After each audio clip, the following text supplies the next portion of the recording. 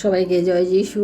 আমাদের মহান প্রেমময় পিতা প্রভু যিশু খ্রিস্টের নামে আমি আজকে সবাইকে স্বাগত জানাই। আসুন আমরা ঈশ্বরকে ধন্যবাদ দিই, কারণ আরেকটি নতুন দিন, আরেকটি আশীর্বাদ তিনি আমাদের জীবনে যোগ করলেন। তাই আমরা তার সম্মুখে উপস্থিত হতে পেরেছি এবং প্রার্থনা করার মতো সময় আমরা পেয়েছি, কারণ তিনি আমাদিগকে মনোনীত করেছেন, তিনি আমাদের জন্য এই অনুগ্রহ প্রদান করেছেন যা আমরা এই সময় তার কাছ থেকেই পেয়েছি। তাই আসুন আমরা সেই ঈশ্বরকে ধন্যবাদ দিই এবং আমাদের জীবনে তার উপস্থিতিকে আমরা যাচনা করি। আমরা বিশ্বাস করি যে তিনি আমাদের মধ্যে রয়েছেন এবং তিনি আমাদিগকে পরিচালনা করেন। তিনি তার শক্তি দিয়ে, তিনি তার সামর্থ্য দিয়ে, তিনি তার প্রেম দিয়ে, ভালোবাসা দিয়ে তিনি আমাদিগকে আজকে এই পর্যন্ত তিনি নিয়ে এসেছেন। তাই আসুন প্রিয় ভাই বোনেরা, আমরা ঈশ্বরকে ধন্যবাদ দিই এবং আমাদের নিজেদের হৃদয়কে তার চরণে স্থাপন করি। আসুন আমি আজকে ঈশ্বরের বাক্য থেকে আপনাদের সামনে পাঠ করব। আমি আজকে পাঠ করব গীত সংগীতা তার 91 সংখ্যার গীত। আমরা সবাই জানি যে আমাদের গীত সংগীতা যে বইটি রয়েছে সেখানে আমরা জানি যে 1 থেকে 150 পর্যন্ত সংখ্যার বইটি এটা। এখানে এতগুলি অধ্যায় রয়েছে, তার মধ্যে আমরা 91 অধ্যায়কে জানি যে এটা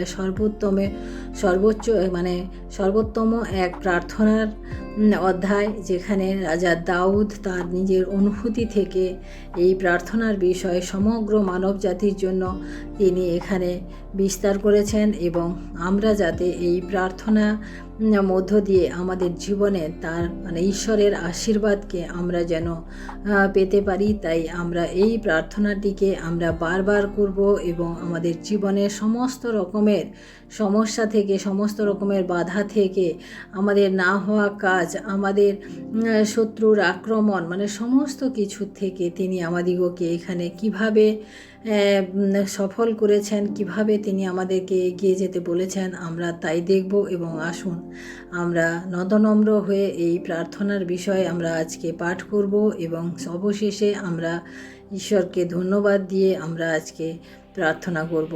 তাই আসুন আমি আপনাদের সবার জন্য আমি গীত সংগীতা 91 সংখ্যার গীত আমি পাঠ করছি। আপনারা আমার সাথে আপনাদের বাইবেল খুলুন এবং পাঠ করুন। এই গীত আমরা যখন পাঠ করি তখন আমাদের জীবনে এক পরিবর্তন আসে, এক অনুভূতি আসে, যেখানে আমরা ঈশ্বরের সাথে ঈশ্বরের আরও সহবর্তী হতে পারি, আরও ঈশ্বরের কাছে আসতে পারি।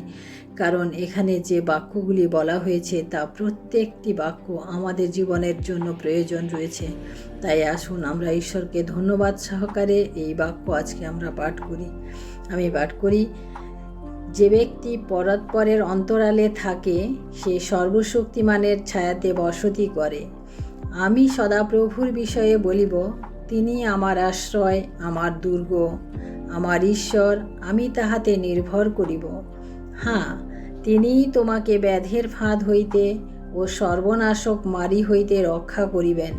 তিনি আপন পালকে তোমাকে আবৃত করিবেন, তাহার পক্ষের নিচে তুমি আশ্রয় পাইবে। তাহার সত্য ঢাল ও তনুত্রাণ স্বরূপ।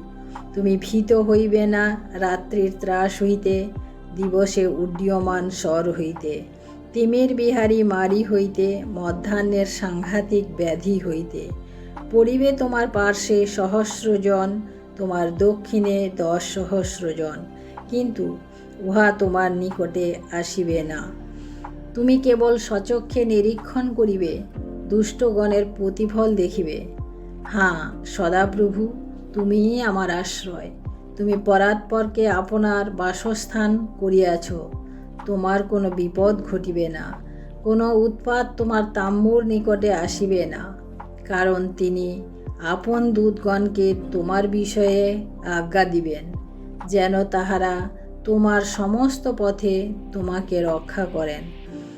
তাহারা তোমাকে হস্তে করিয়া তুলিয়া লইবেন, পাছে তোমার চরণে প্রস্তরের আঘাত লাগে। তুমি সিংহ ও সর্পের উপরে পা দিবে, তুমি যুব সিংহ ও নাগকে পদতলে দুলিবে। সে আমাতে আসক্ত, তজ্জন্য আমি তাহাকে বাঁচাইব। আমি তাহাকে উচ্চে স্থাপন করিব, কারণ সে আমার নাম জ্ঞাত হইয়াছে। সে আমাকে ডাকিবে, আমি তাহাকে উত্তর দিব। আমি সংকটে তাহার সঙ্গে থাকিব, আমি তাহাকে উদ্ধার করিব, গৌরবান্বিতও করিব। আমি দীর্ঘ আয়ু দিয়া তাহাকে তৃপ্ত করিব, আমার পরিত্রাণ তাহাকে দেখাইব। আমেন। ঈশ্বর তার আপন বাক্যে আমাদের প্রত্যেককে আশীর্বাদ করুন। আমরা আজকে এই প্রার্থনা দেখলাম যে প্রভু, যে সর্বশক্তিমান ঈশ্বর, তিনি আমাদিগকে কিভাবে রক্ষা করবেন, কিভাবে তিনি আমাদিগকে উদ্ধার করবেন, কিভাবে তিনি আমাদের দীর্ঘ আয়ু দিয়ে আমাদিগকে তৃপ্ত করবেন, কিভাবে আমাদিগকে সম্মানিত করবেন, সমস্ত কিছু আমরা এই গীত সংগীতা 91 সংখ্যার গীতে আমরা দেখি। আমরা এখানে দেখি যে তিনি আমাদিগকে কি বলছেন, যারা পরাৎপরের অন্তরালে থাকে, অর্থাৎ যারা ঈশ্বরের সাথে বসবাস করে এবং তার ছায়াতে বসবাস করে, তার বিষয়ে দাউদ বলছেন যে এই সদাপ্রভু বিষয়ে আমি বলবো, কি বলবো সদাপ্রভুর বিষয়ে, যে তিনি আমার আশ্রয়, আমার দুর্গ, আমার ঈশ্বর, আমি তাহাতে নির্ভর করিব। অর্থাৎ দাউদ স্বয়ং তিনি যে সর্বশক্তিমান ঈশ্বরকে নির্ভর করতেন। আমরা জানি যে দাউদ অনেক বড় বড় অসাধ্য সাধন করেছিলেন। দাউদ একজন মেষপালক হয়েও তিনি রাজা হয়েছিলেন। তাই আমরা জানি যে ঈশ্বর তার পরিকল্পনা কার উপরে কিভাবে রাখেন সেটা আমরা জানি না, কিন্তু আমরা যখন ঈশ্বরের উপরে নির্ভর করি, তিনি আমাদিগকে সমস্ত রকম বিপদ থেকে, এখানে বলেছে যে ব্যাধের ফাঁদ হইতে, সর্বনাশক মারি হইতে তিনি রক্ষা করবেন। তিনি আপন পালক দিয়ে আমাদিগকে আবৃত করবেন। আমাদের কখনো যেরকম বিপদ আসুক না কেন, আমাদের কোনো ভয় আমাদের পাশে আসবে না। সমস্ত মহামারী থেকে তিনি আমাদিগকে রক্ষা করবেন। আমাদের বয়সের যে অসুস্থতা হয়, যেটা বয়স হয়ে গেলে হয়, সেই সমস্ত কিছু থেকে তিনি আমাদিগকে রক্ষা করবেন। বলছে যে কোনো রকম কোনো অমঙ্গল আমাদের চারিদিকে আসবে না, এবং আমাদের থেকে তারা 10 সহস্র দূরে থাকবে, এবং কোনো রকম তারা আমাদের নিকটে আসবে না। এবং কি বলছে যে আমরা শত্রুদের কি বলবো, বিফলতাকে আমরা স্বচক্ষে দেখব, নিজের চোখে দেখব। তাই দাউদ বলছেন, হ্যাঁ সদাপ্রভু তুমিই আমার আশ্রয়। এবং পরাৎপরকে আমরা যারা তার বাসস্থান করি, ঈশ্বরকে যারা আমাদের নিজেদের বাসস্থান করি, তিনি বলছেন তিনি আমাদেরকে কোনো বিপদ ঘটিতে দেবেন না। আমাদের তাম্বু অর্থাৎ যেখানে আমরা বাস করব, সেখানে আমাদের কোনো রকম কোনো বিপদ আসবে না। এবং আমাদের যে পথে আমরা হাঁটবো, সেই পথে কোনো রকম পায়ে আমাদের কোনো আঘাত আসবে না। এবং যখন আমরা পড়ে যাব, তিনি তখন আমাদেরকে তুলে ধরবেন এবং আমাদের চরণে কোনো প্রস্তরের আঘাত তিনি লাগতে দেবেন না। এবং সর্প ও সিংহ যখন আমাদেরকে আক্রমণ করতে আসবে, সেখানেও তিনি আমাদিগকে রক্ষা করবেন এবং তাদেরকে আমাদের পদতলে দূলিত করার মতো তিনি আমাদিগকে তৈরি করবেন। এবং আমরা বলছি যে এই জন্য তিনি করবেন, কেন করবেন ঈশ্বর, যে আমরা তাহাতে আসক্ত। তাই তিনি আমাদেরকে অনেক উচ্চে স্থাপন করবেন। আমাদেরকে কখনো আমাদের মাথা হেঁট হতে দেবেন না, আমাদেরকে কখনো লজ্জিত হতে দেবেন না, কখনো অপমানিত হতে দেবেন না। তিনি সবসময় আমাদেরকে গৌরবের সাথে এবং উচ্চ শির নিয়ে তিনি আমাদিগকে বাঁচতে সাহায্য করবেন। এবং যখন আমরা তাকে ডাকবো, যখন আমরা তাকে সংকটে আমরা পড়ব, তখন তিনি আমাদিগকে উদ্ধার করবেন, কারণ তিনি আমাদের ঈশ্বর। এবং অবশেষে তিনি বলেছেন যে আমাদেরকে তিনি দীর্ঘ আয়ু দিয়া তিনি পরিতৃপ্ত করবেন, যাতে আমরা তাহার পরিত্রাণ দেখতে পাই। এবং তিনি সর্বোপরি তিনি আমাদের পরিত্রাণ, যে পরিত্রাণের জন্য আজকে সমস্ত মানব জাতি সেই পরিত্রাণ লাভের জন্য এই প্রান্ত থেকে এই প্রান্ত পর্যন্ত, সেই হিমালয় থেকে কন্যাকুমারী পর্যন্ত ছুটে বেড়াচ্ছে, সেই পরিত্রাণ তিনি আমাদিগকে অতি সহজে দেবেন। কিভাবে দেবেন? যদি আমরা তার অন্তরালে বাস করি, তার উপরে নির্ভর করি। তাই আসুন প্রিয় ভাই বোনেরা, আমরা ঈশ্বরকে ধন্যবাদ দিই এবং তার এই প্রার্থনা গীত সংগীতা 91 সংখ্যার গীত আমরা যদি পারি, তাহলে আমরা এটা মুখস্থ করব এবং আমরা প্রতিনিয়ত এই প্রার্থনা আমাদের জীবনে আমরা কাজে লাগাবো এবং এই প্রার্থনার মধ্য দিয়ে আমরা ঈশ্বরের সমস্ত প্রতিজ্ঞা আমরা আদায় করে নেব। আমরা যাচনা শুধু নয়, আমরা এখানে দাবিও করতে পারি যে তিনি আমাদের জন্য এই প্রতিজ্ঞা করেছেন। তাই আসুন আমরা ঈশ্বরকে ধন্যবাদ দিই এবং আজকের এই প্রার্থনা তার চরণে সমর্পণ করি। Hallelujah, hallelujah, hallelujah. মহান প্রেমময় পিতা, তোমার মহানামের ধন্যবাদ প্রশংসা করি প্রভু।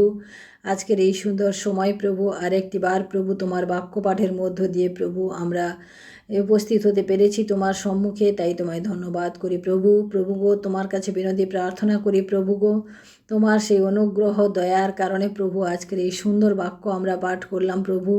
এই বাক্যের মধ্য দিয়ে প্রভু আমরা জানি প্রভু তুমি আমাদের জন্য যা সমস্ত পরিকল্পনা রেখেছো প্রভু, সমস্ত কিছুই তুমি আমাদের মঙ্গলের জন্য করে রেখেছো, তাই তোমায় ধন্যবাদ করি প্রভু।